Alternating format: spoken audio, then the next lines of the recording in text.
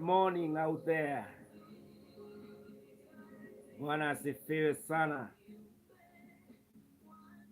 Tangazo, tangazo. We are halfway the journey. 20 days strong on the mountain of prayer. Praise God. Hallelujah. That's a serious note to begin with. 20 days at the presence of prayer, calling upon the name of our God, having our strength refreshed, and each day the grace has been sufficient. Good morning, Mary Boro. Good morning to you, Caroline Joroge, Edward Shalom, Miriam Patu, and Patrick Shalom. Welcome, welcome each one of us on board. It is an amazing 21st day of the year 2025, 20th day on the mountain of prayer. It is a privilege, it is an honor that you and I can be on the mountain, being blessed, encouraged, and looking awesome. Yeah. We look good at 20. Praise God. It's a grace. It's a grace. And I know you are feeling the same excitement. And if you are not, may the Lord motivate you and encourage you, because the work you have done in the spirit is a serious work. There is so much that someone gives a story, which is an illustration, and says, if somebody told you to touch and ask you what is here in this atmosphere, in the air, you would outrightly and quickly say, there is nothing. If he asked you, can you see anything? You will say genuinely, honestly, sioni kitu. And then akakuuliza, do you think something is going on? You would say, I am thinking, or maybe I'm not sure. But if you took your phone and flashed me, if you took your phone and sent a text message, if you switched on your TV right now or radio, whether on your phone or whichever other gadget, it will select that particular channel. It will tune in to wherever you are tuning, because nothing, there is something. It is not nothing in the air. And so the way you can't see the radio waves, the TV waves, the way you can't see the phone frequencies, it is the same in the spirit. You may not see it with your eyes. You may not see your prayer flying and going all the way to land in the presence of God. You may not even see God speaking to you. You may not even see the angels being sent to attend to you. But not seeing them does not mean nothing is happening. A lot is going on. Even the airplanes, they are communicating with the airports while still in the air, if they are wherever. You know, there is a lot of intelligence communication that is going on in the air. We may not see it. The same is true in the spirit. God is at work on your prayers. Mungu anashughulikia maombi yetu, wapendwa. Na kutokuwa tunaona na macho haya, kutokuwa tunasikia na masikio haya, does not mean that nothing is happening. So much is going on. And so this morning, I want to encourage you, to motivate you, as we have come to the halfway of the journey, as we are 20 days strong, 20th day. Hallelujah. Be encouraged this morning ya kwamba umeweza kuja ubali huu by the grace of God, na hata hizi zingine tunaanza the midnight of today, the 20 more, we will go there. Kwanza sasa kuanzia kesho ni countdown. Sasa kesho tunaenda 19, hatutaenda 21, tunaenda 19, 18, 17, 16, and then finally we will be at the 40th mark. Hallelujah, by the grace of God. And so on the mountain of prayer, so much happens. I'm remembering this incident when Moses would go up the mountain and lift up his hands, and then the Joshua and the other generals, they would be hitting the enemy hard on the ground and defeating. And the Bible says every time the arms of Moses were lifted in prayer, in fact, he had to be supported by the two servants so that his arms do not come down. That means that when you are on the mountain, battles are won, decisions are made, blessings are released, enemies are defeated. There is so much transaction that is taking place at the place of prayer. So be encouraged. When we start, when we continue, when we will be winding up this year, you will look back and say, my God, I thank you that I did not miss in action, because you've not missed. So all the missed calls of God, it is because you did not pray. Wakati mwingi watu wanasema afadhali Mungu angalisaidia hapa. Kama Mungu angenipatia hiyo nafasi. So many people say that. Kama Mungu angenipatia tu hiyo nafasi tu namna hii. I'm telling you, utasema hivyo kama you miss the place of prayer. But when you have been at the place of prayer, whatever that will be happening to you, my sister, happening to me, happening to the other brother, it will be exactly the kind of life for 2025 that our Father intended. And there will be no gap in our lifespan, in our lifetime. Hakutakuwa tina siku ambayo it cannot be accounted. If you are faithful at the place of prayer, our God will move in your life. And so I encourage you today, delay is never a denial. That means if you did not receive it yesterday, you will never receive it. No. When the Lord doesn't give us today, it means there is that appropriate, there is that specific, the right time that that thing will be ready for us. And so I am praying that the Lord will come through. And as I encourage you, I'm reminded of the man called Daniel. I asked the church the other day, what could have been the prayer of Daniel 2 days or 3 days before being sentenced kurushwa katika lile shimo la Siba? And the church was telling me, actually it's when we hosted the ladies prayer day last Saturday, and they told me Daniel could have been praying that one prayer: Lord, crush my enemies. Lord, stop that den of lion. Hata ifunge, wakienda kunirusha wakute imefungwa. Si Mungu hata uondoe hao masiba, si ubadilishe roho zao. That could have been the prayer of Daniel. But God did not stop the Babylonians. God did not close that particular den. God did not kill the lions. That does not mean that God has not heard the prayer of Daniel. But wakati Danieli alirushwa pale, there was no harm. The same could be happening to us. Ya kwamba tunajaribu kusimamisha jambo hili, halisimami. That does not mean that your prayer is not powerful. That does not mean that God is not hearing your prayer. But God is walking with you.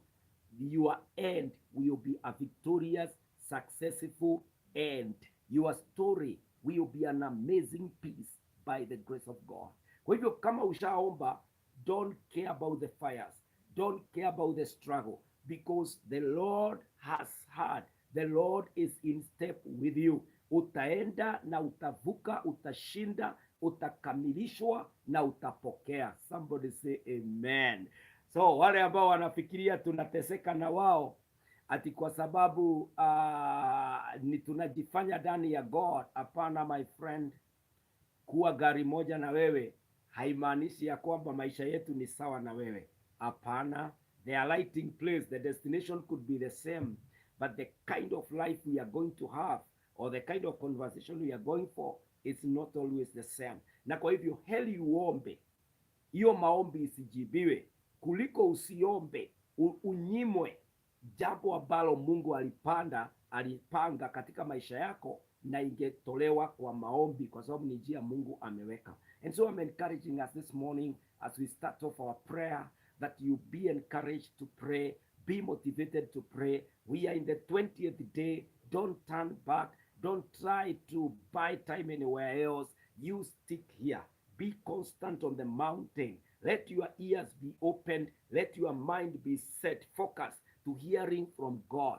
Wacha hata ulimi wako uchoke kwa kuomba, machozi yako yaloe machozi kwa sababu ya kulia pahala pa Bwana. But don't take chances. We are halfway. It is the 20th day. Ahead of us lies the power, the manifestations, the promises of God. Let's believe our God, friends, this morning. Tuwe na nguvu, tuwe na neema.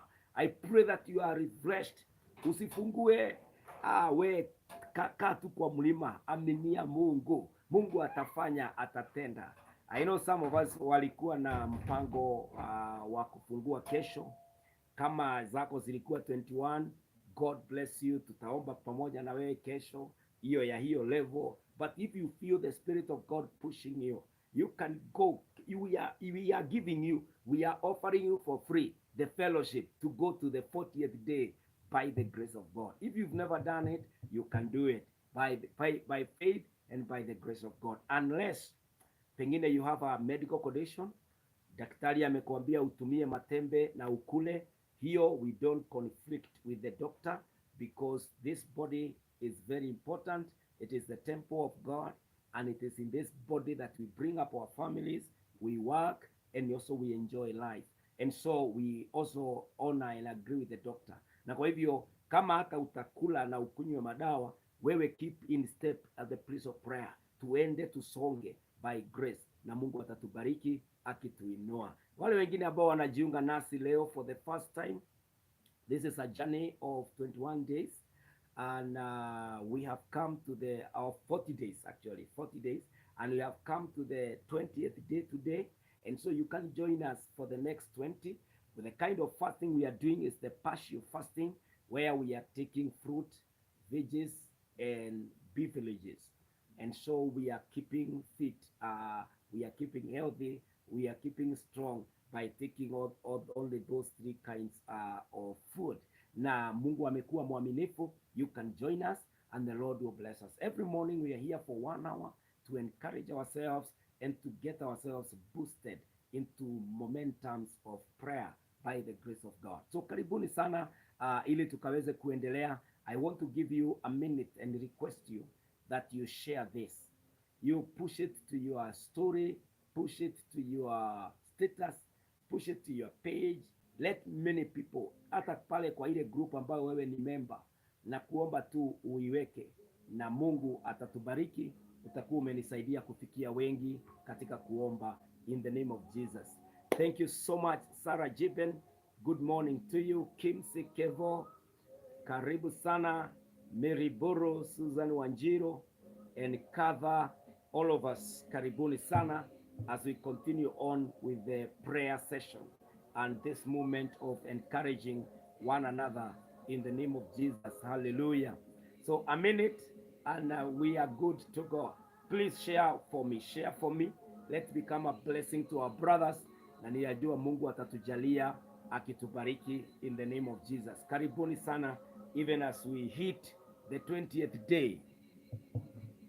As we hit the 20th day of prayer and fasting in the name of Jesus.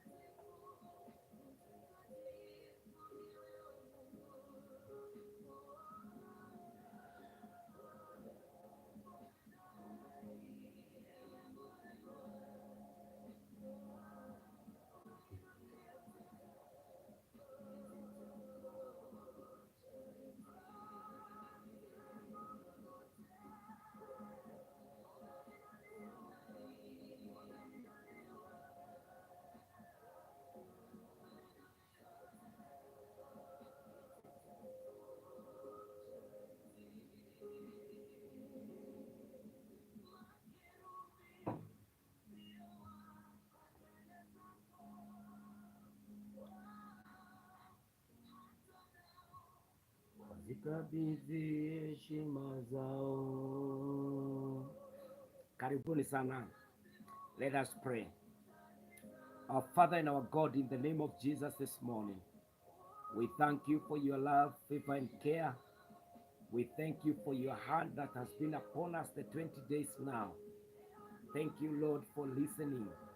Thank you, Lord, for preserving us on the mountain of prayer. Father, we know, we believe our prayers are not in vain. Lord, we are taking over the year 2025. And Almighty God, we are unpacking it from the mountain of prayer. We are asking you, Jehovah God, since it is dangerous to travel this route alone, the devil is at large, the enemies, the sicknesses, and all kinds of risks lies ahead of us. My God, we cannot afford to miss your company. How we pray this morning, oh God. Thank you. Receive our gratitude. Thank you, Jesus, for the preservation. Thank you for the assurance that you are together with us, even to the end of this journey, even of life, and that you hold our destiny. My God, receive all praise and honor. This morning, O Lord, I humble myself before you, Lord. I repent my sins, Almighty. I pray that you who searches the hearts and the minds of men, my God, have mercy on me. That even as I lead your people in a devotional moment, even Lord, to encourage ourselves on the mountain of prayer, that Jehovah God, I'm also blessed. That I also become a blessing by me being made so by you, Almighty. This morning I pray for my brothers and sisters. Lord, have mercy on them, Lord. Jesus, forgive their sins. Wash away, oh God, their sins and set them apart today, even in this journey on the mountain of prayer. Our Father and our God, we thank you. Thank you, Lord, for all that you have done in the 20 days. Thank you for the favor, Lord, that have been refreshing us each day, oh God. Receive praise, receive honor, receive glory, receive worship, and all adoration, my God. Now I pray this morning, my Father and my God, have your way, Jesus. Lord God Almighty, drop in our hearts and minds a revelation in prayer. Lord, continue speaking to us, for we are listening. At this point, we can hear your voice. My God, speak to us on the mountain. Encourage us, Almighty. Father, as we began, you told us that it will be a season for abundant supply. My God, we plug into your word. Haggai chapter 2 and verses 8. Silver is mine, gold is mine, declares the Lord God Almighty. I pray, O God, that this year will be a year of abundance, a year of the favor, a year of unlimited peace, unlimited health, unlimited joy, unlimited prosperity.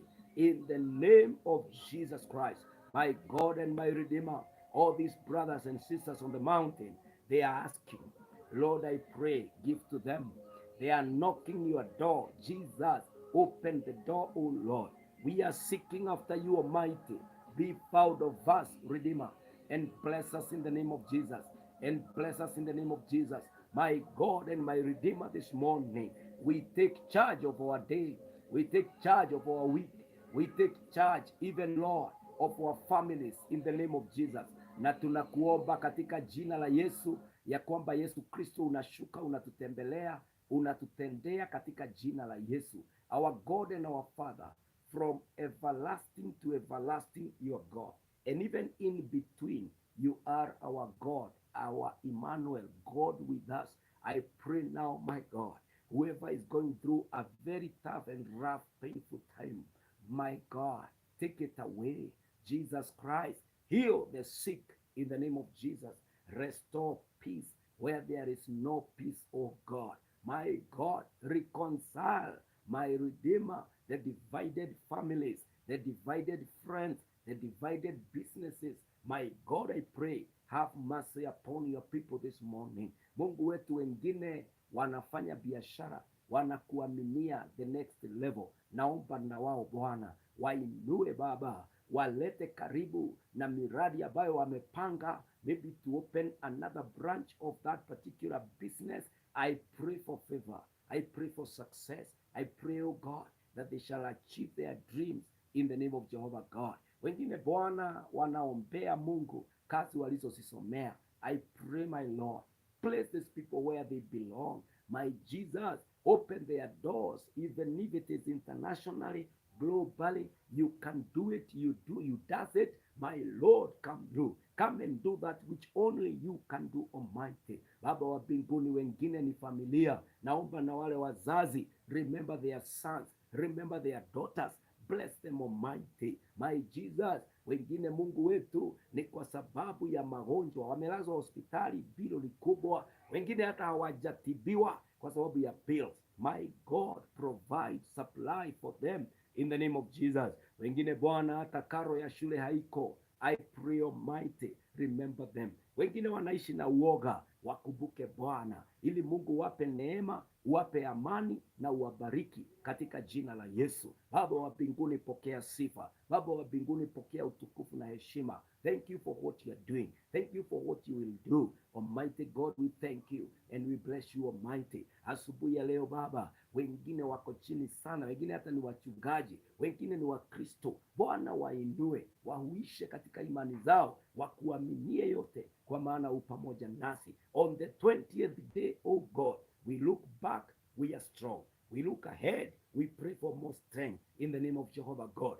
Baba wa mbinguni, milima ambayo inatupinga Mungu, katika mlima huu iyeyushe in the name of Jehovah God. Maadui ambao wametupangia hata washarusha maneno, my God, I pray, Jesus, disarm them for us, scatter them in 7 ways. May their strategies backfire and come to nothing in the name of Jehovah God. Take on, my Lord, all the gates and lift them, oh God. Give us a free way to our blessings in the name of Jehovah God. Baba wa mbinguni, na kushukuru na kuheshimu na kuinua na ninakuabudu. Asubuhi jema, naomba Baba, katika mlima huu, teach us how to pray. Help us to pray, the Holy Spirit of God. This morning, my God, we are charged. We are ready to pray. We are ready to hear your voice. We are ready to be shown the direction. Teach us. We will follow. We will obey the voice of God. Our Father and our Lord, we bless your name. We worship you. We adore you. We acknowledge you.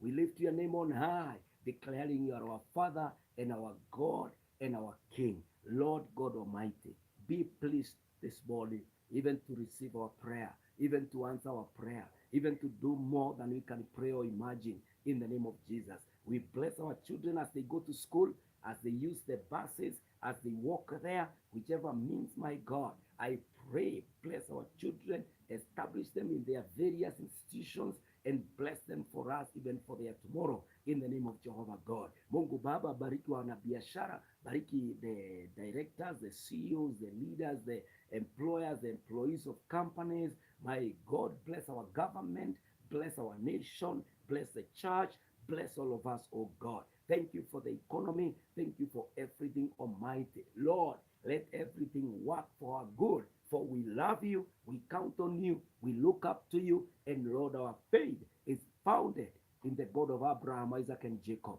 Bless us, Lord. Be with us, Redeemer. Establish us. This is our humble prayer of faith. This is our humble prayer, Lord, on the mountain. In Jesus' name we pray and we believe. Amen, amen, amen, amen. Hallelujah. Bwana asifiwe. Glory to God.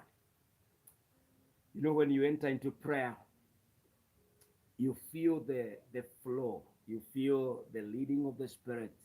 You don't want even to conclude. You want to keep praying. When you are feeling that way, understand that you are in step with heaven. In the Spirit, umeconnect, umepenya, na sasa unaingiana na mbingu. Omba yote, peleka yote. Najua kuna wapendwa wametutuma na maombi katika mlima. Endelea kuwaombea, endelea kuwataja. Kuna wengine hawajakutuma, but the Spirit has told you that you need to pray for that situation. Pengine umeona mtu ameumia, unaona mtu anang'ang'ana, muombe tu katika mlima. The Lord will come through for them. Na Mungu pia atakubariki, atakunemesha na atakuinua kwa sababu ni mwaminifu. So on this day, the 20th day on the mountain of prayer, after praying and asking for things and more things in the year 2025. My question is, God is trustworthy. Can God trust you? Let me use a simple illustration. I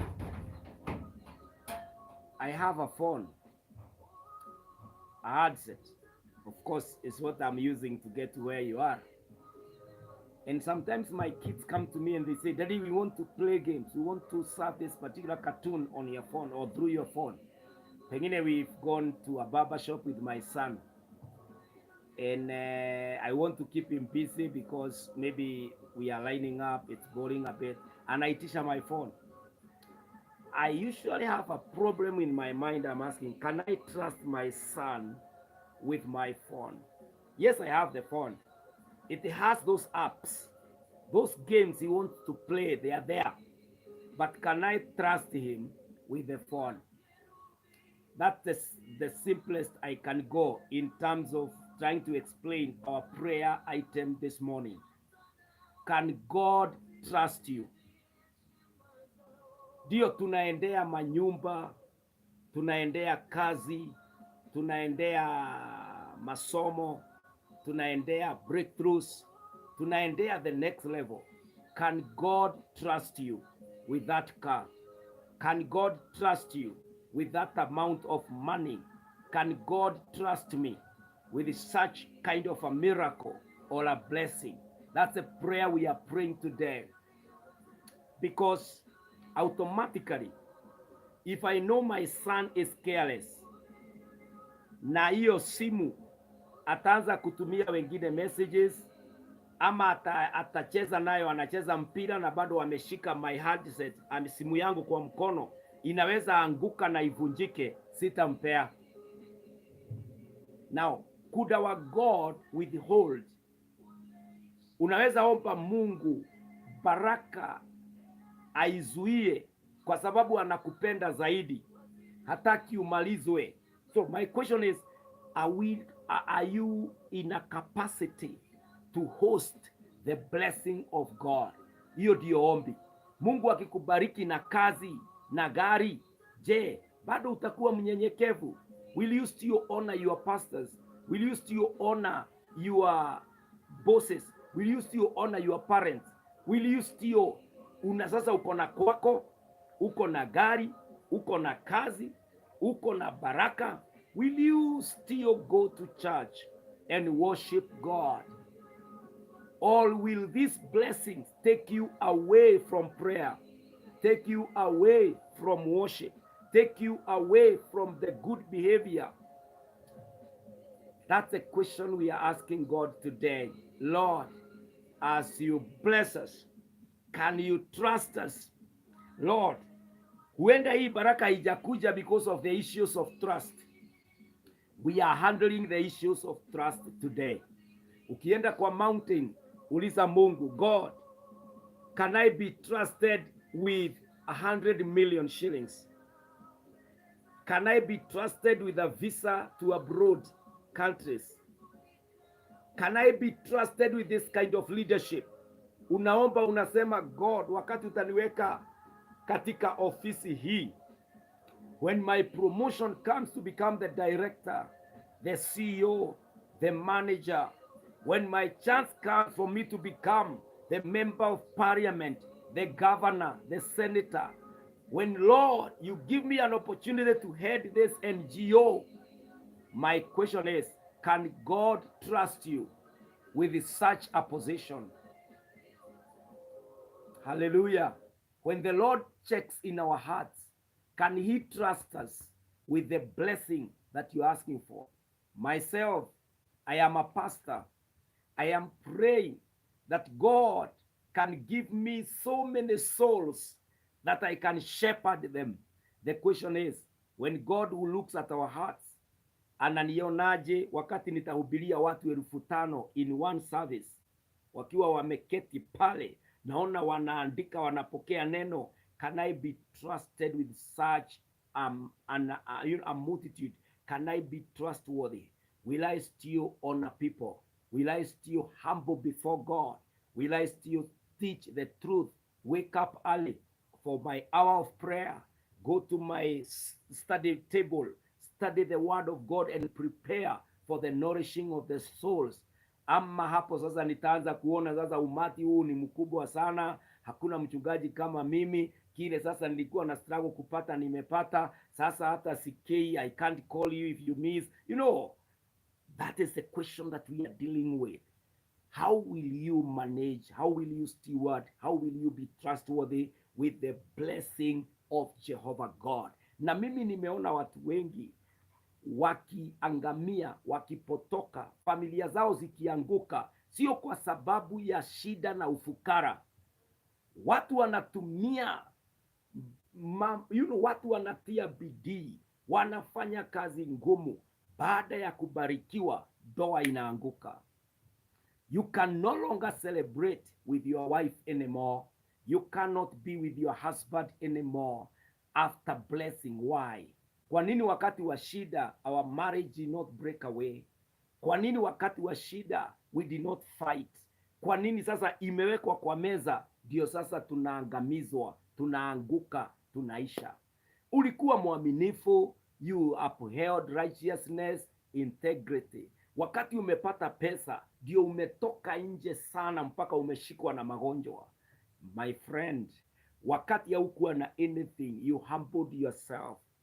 You could not offend anybody. Saa hii baada ya pesa, makesi after makesi. Why? Wakati haukuwa na pesa, you are available for your children. You found time to teach them, to go with them to church. Sasa mali imeingia, they never see you. A father is around just to provide for school and whatever, but your presence to model for the children is not there. So today we are praying on a very hard aspect.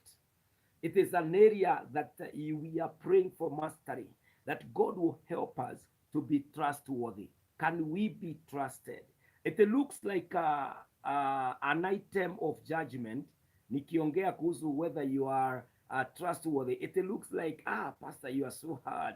We wanted you to tell us that God is about to release blessing. But my friend, this is an issue that is very personal for yourself, for me. When you go before the Lord, unamuuliza Mungu, can you trust me with a family? Can you trust me with a job? Can you trust me with prosperity? Can you trust me with long life? Can you trust me with this kind of anointing? We are praying that we can be trustworthy. The Bible says in Proverbs 10 and verse 9, Proverbs 10 and verse 9, whoever walks in integrity walks securely, but he who makes his ways crooked will be found out. Whoever walks in integrity walks securely. Integrity has everything to do with trust. That within me, it is very personal. When the word is about integrity, it is about the inside you and then the out, what we see as your actions. When you walk in trust, you will be secure. When you earn your wealth, when you earn your qualifications, that means you did not fake anything. There are no lies between you and your qualifications. If you are a degree holder, you earned it. There is integrity. You are secure. The Bible says, whoever walks in integrity walks securely. When your company earns its brand, earns its victory and success, earns its place in the marketplace, then you are secure. Unakuta ya kwamba hiyo kampuni, it can be trusted because you are trustworthy. You are a man, you are a woman, you are a company of integrity. When you look at the core values of many organizations, many companies, you will find that amongst them, there is integrity value. They say we are known that we keep our word. We are known that we deliver on our products. We are known. They talk about integrity in the marketplace. It's not just in faith. You know, when I mention integrity, someone can say, that's a sermon. This is what even the outside world, watu kule nje wanasema, this company, it hires men of integrity. One of its core values is integrity. Alafu ukienda pale kwa interview wanakuuliza what will you do so that this product, this company will keep shining even in the marketplace. Unawambia I will never be in conflict.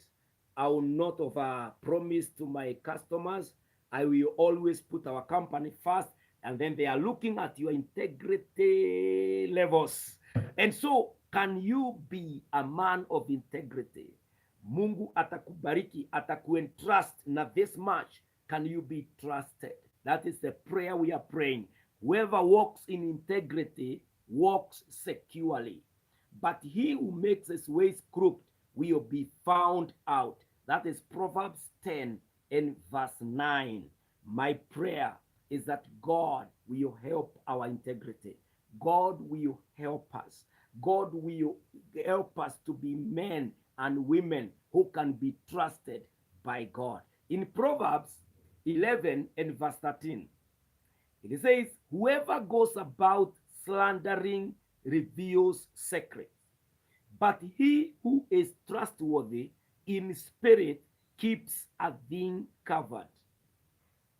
Whoever goes about slandering reveals secrets, but he who is trustworthy in spirit keeps a thing covered. Trustworthiness. Trustworthiness. It helps marriage to stand. It helps blessings to stand. It helps prosperity to stand. Trustworthiness. Ya kwamba hata uki promise, you know, many companies, the issues of trust. Unaenda unanunua kitu, unaekeza, baadaye unagongwa. Unakuta hiyo company inakuja chini. Watu wengi, we are in doubt because not many people, not many investments have been trustworthy. I am praying that because God is about to release us as brands, as leaders, as great influencers, we will be trustworthy. Hallelujah. Both to people and to God. Because the more trustworthy you are before God, the more God will entrust with you. Ground itakuwa inatuambia tu. Unaenda pale unapewa leadership, unaenda pale unakuta hata ukiketi tu hivi mtu anakuja anasema I want you, tunakuuliza kama chama kama unaweza kutuongoza. Unaingia hata kanisani, they ask can you lead us in this department. Hata hapo kwa mji wenu ama kwa kijiji mahali mnaishi, kama kuna ka program kanaendelea unaambiwa si tuongoze tu. That is a sign that you are a leader. Can you be trusted in your leadership? What are you doing? Are you working on your attitudes? Are you working on your tongue? Because so many of us are very loose in our tongues. We speak before we process it. You don't even know who you are talking to. Alafu unaongea tu mara moja, alafu watu wanajua if we dare to elect this person, if we dare to give this person a job in our company, we are done. I am asking us, are you working on yourself? On this mountain, work on trustworthiness. Can you be trusted? Yani umebarikiwa tu na kitu kidogo. I want to believe kile tumepewa at the beginning of this year ni kidogo sana. How is it kidogo compared to the abundance in the hands of God? Wakati Mungu alimwambia Adam, I give you dominion to subdue the earth, dominate the earth. You know, hawezi jipima na gari moja, hawezi jipima na kampani moja, 2, 3, 10. Hapana, unajipima na globe. You know, our standard is the globe because God told Adam, dominate the earth. You know, in how many counties, those of us who are in Kenya, whereby it's divided into counties, how many counties is your blood present? That's a challenge. I'm asking us, biashara yako hiyo ya kuuza whatever you sell, is it only in Nairobi County or is it also in Kiambu County, in Mombasa County, in Lamu? Is it there in those particular counties? Alafu bado unasema unajua mimi tu Mungu akisha nipatia hii mimi ni kama ninafanya vizuri kwa biashara. Kama uko kwa transport sector, magari yako yana transport across the borders. Unavukanga Uganda, unavuka unaenda Rwanda, unaelekea huko. You know, are you importing from everywhere? You know, kwa ulimwengu, that there are things you import from US, you import from Europe, you import from India. You have become a global business lady, global businessman. That's what I'm asking for. On the mountain of prayer, we are not limited. Mungu anaweza kukufanya hata export, not just importing. You can also export to those destinations. When we are coming now, the question is, can God trust you? Can God trust us with all these blessings? That is the prayer we are having on this mountain. The Bible says in Titus chapter 2 verse 7.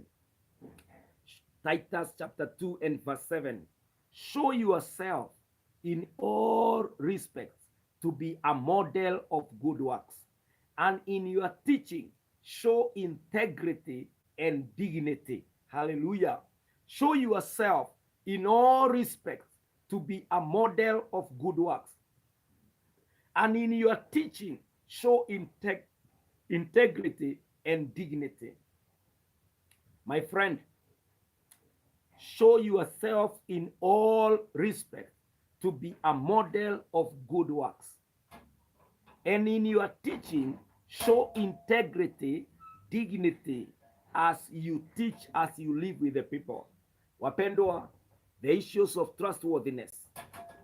Can you be trusted? Can you be faithful? There are issues that determine how far we go, how much we can be entrusted with. In fact, if you look at in Luke 16 verse 10, Luke 16 verse 10, Jesus said, one who is faithful in a very little is also faithful in much. And one who is dishonest in a very little is also dishonest in much. That is Jesus speaking. One who is faithful in a little is also faithful in much. And one who is dishonest in a very little is also dishonest in much. My question is, how trustworthy can the Lord find you? Can you be entrusted with much? Can you, and so I am asking us this morning as you pray, you switch your standard to the rightful standard. Our rightful standard, kipimo ambacho tunastahili kujipima naye, sio mtu yule mwingine. Usiseme I'm blessed kwa sababu you are driving and I'm not driving. No, I'm not your standard. It is, God is the standard. You should be asking yourself, am I driving the standard that God intended?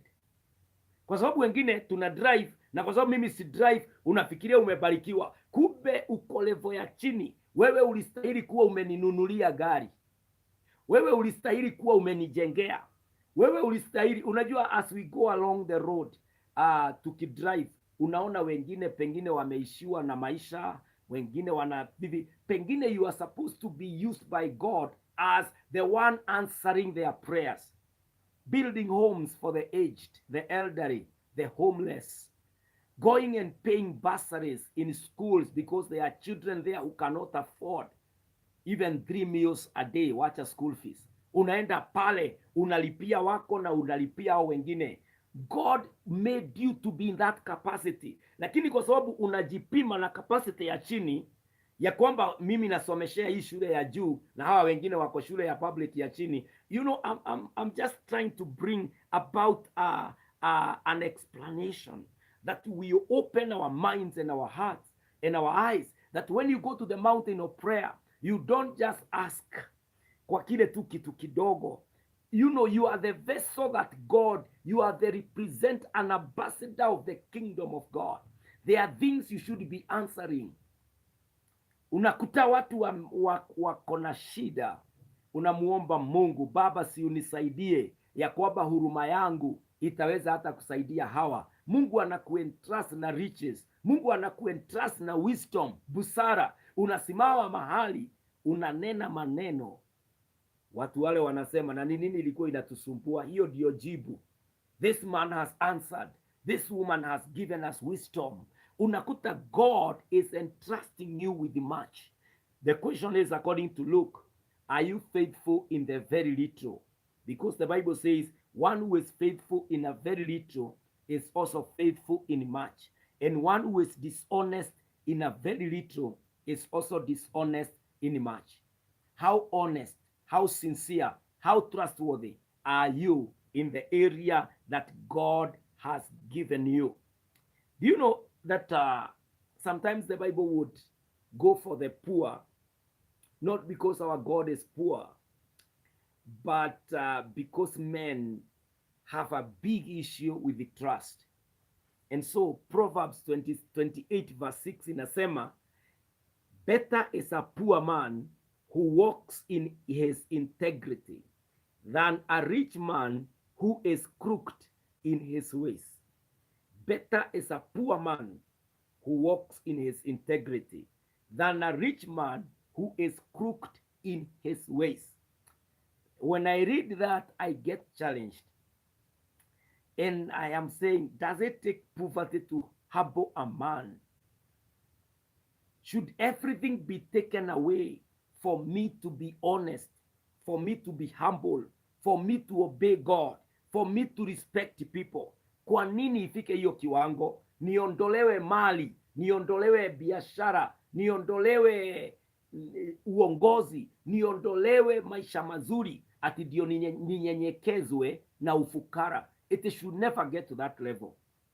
That people are praying and they are saying, God, I wish hangekuwa na hiyo. Mpaka pengine hata wazazi unakuta wakiomba maombi kama hayo. Wanasema, oh God, you blessed my son and he was lost. I don't find him. He is not even found by his wife. Yani hata watoto wake aliwashawaacha kwa sababu ya baraka. Why should we get to that level? That Proverbs 28 becomes our illustration. Ati better is a poor man who walks in his integrity than a rich man who is crooked in his ways. How? How now? Ati wakati uko na mashida ndio uko na heshima. Wakati uko na mashida ndio unajulikana mtu mnyenyekevu na mtulivu. When you can only speak but you can never make things move. Mimi nakataa hiyo. Naomba ya kwamba Mungu anibariki kama vile alimbariki Abrahamu, kama vile aliweza kumbariki Hana, akawabariki wengine na mambo ya baraka kubwa, yet they could worship God. Hana alipovunjiwa utasa wake na alikuwa ameahidi huyo mtoto mvulana atamrejesha, that lady kept her words. She was a woman of integrity. Yani aliweza kutimiza ahadi yake, hakubadilishwa na kubarikiwa na watoto. Hannah lived to who she was. Hata wakati alikuwa analia, baraka ishuke. Hallelujah.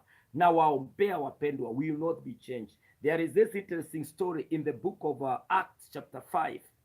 There is this couple, Ananias and Sapphira.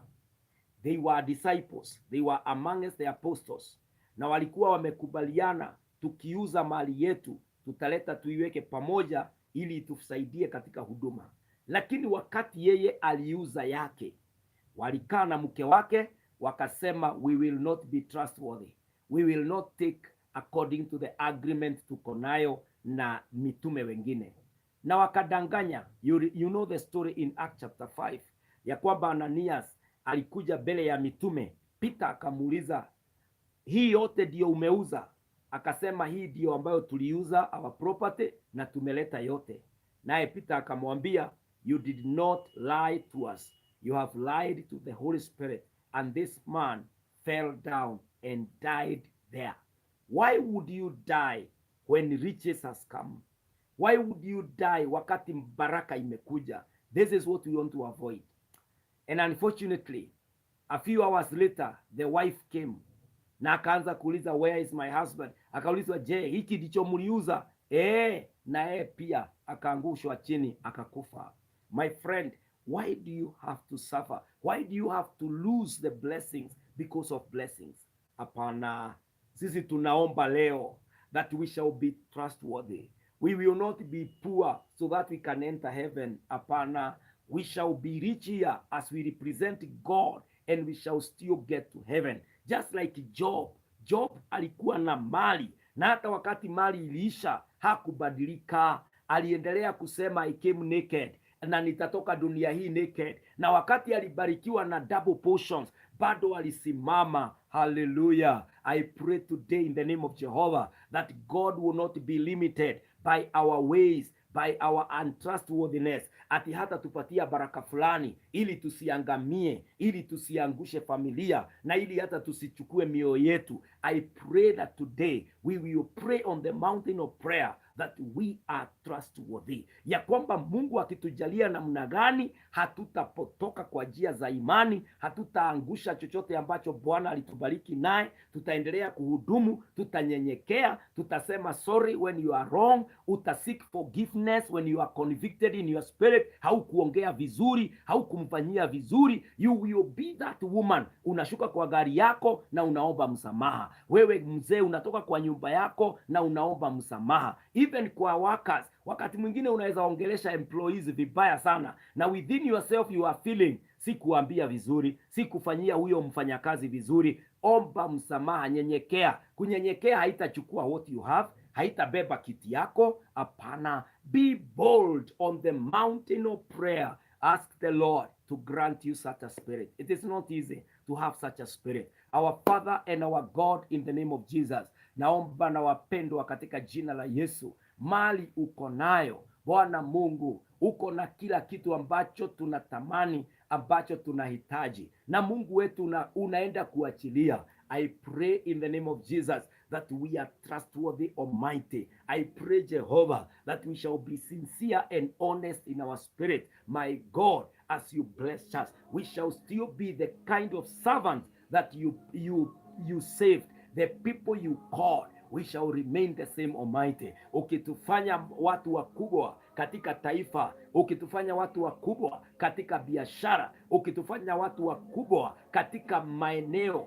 I pray, my God, when you lift us, we shall humble all the more. When you enlarge us, we shall humble all the more. My God, we will honor your name through the blessing that you are going to give us, oh God. Help us to be trustworthy, that you may trust us with your blessings. Naombea wapendwa hawa ya kwamba mwaka huu sio mwaka wa kurudi nyuma. Mwaka huu sio mwaka wa kuangusha na kuharibu na kuteketeza familia. Baba, mwaka huu sio wakati wa kuuana. Mwaka huu Bwana, there are people looking for power so that they can revenge. I pray, Almighty, because you cannot honor such a prayer. Bwana, ninaomba si Bwana utulize roho zao, waelewe ya kwamba unatubariki ili tuendelee kuonyesha Mungu katika ulimwengu huu. Baba wa mbinguni, tubariki na utuongezee na utunemeshe. Baba wa mbinguni, naomba katika mlima huu tusinyimwe majibu ya maombi yetu kwa sababu ya issues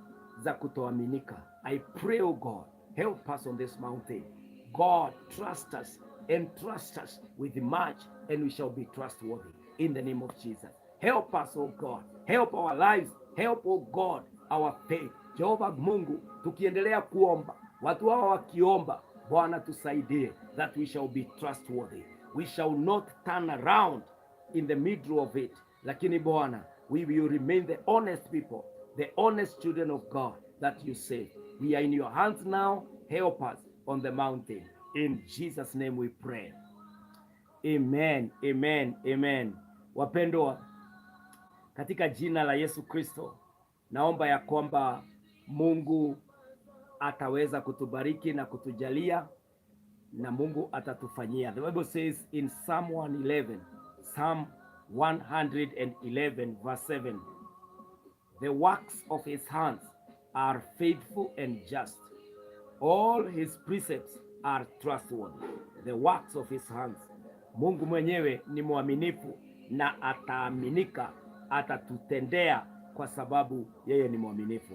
Na waombea katika mlima huu ya kwamba leo tukiomba Mungu atatusaidia, ya kwamba tutaweza kuaminika na baraka ambayo yuko tayari kuiachilia katika maisha yetu.